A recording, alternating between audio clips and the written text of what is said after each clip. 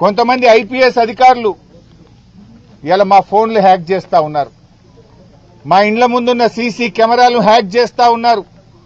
బెంగళూరు నుంచి ప్రైవేట్ హ్యాకర్లను తీసుకొచ్చి వాళ్లకు డబ్బులు చెల్లించి హైదరాబాద్ కమాండ్ కంట్రోల్ రూమ్ లో వాళ్లను పెట్టి ఇవాళ బీఆర్ఎస్ నాయకుల ఫోన్లు హ్యాక్ చేస్తున్నారు, మా ఇండ్ల ముందుండే సీసీ కెమెరాలు హ్యాక్ చేస్తా ఉన్నారు.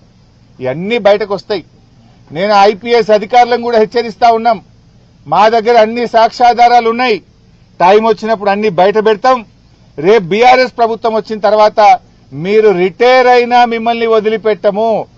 మీరు రిటైర్ అయితమేమో అనుకుంటున్నారేమో గాని రేపు మీ మీద దానికి సంబంధించినటువంటి కేసులు నమోదు చేస్తాం, విచారణ జరుపుతాం. మీరు చేసిన అక్రమాలకు మీరు తగిన మూల్యం చెల్లించుకోవాల్సి వస్తుంది.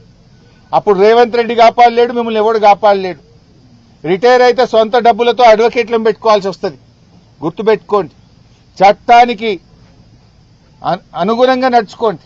కానీ చట్టాన్ని అతిక్రమించి ప్రైవేట్ హ్యాకర్లను ఎంగేజ్ చేసి బీఆర్ఎస్ నాయకుల ఫోన్లు హ్యాక్ చేస్తే, బీఆర్ఎస్ నాయకుల ఇండ్ల ముందుండే కెమెరాలు హ్యాక్ చేస్తే మీరు రేపు చట్టం నుంచి తప్పించుకోలేరు అనే విషయాన్ని నేను వాళ్ళని హెచ్చరిస్తా ఉన్నా.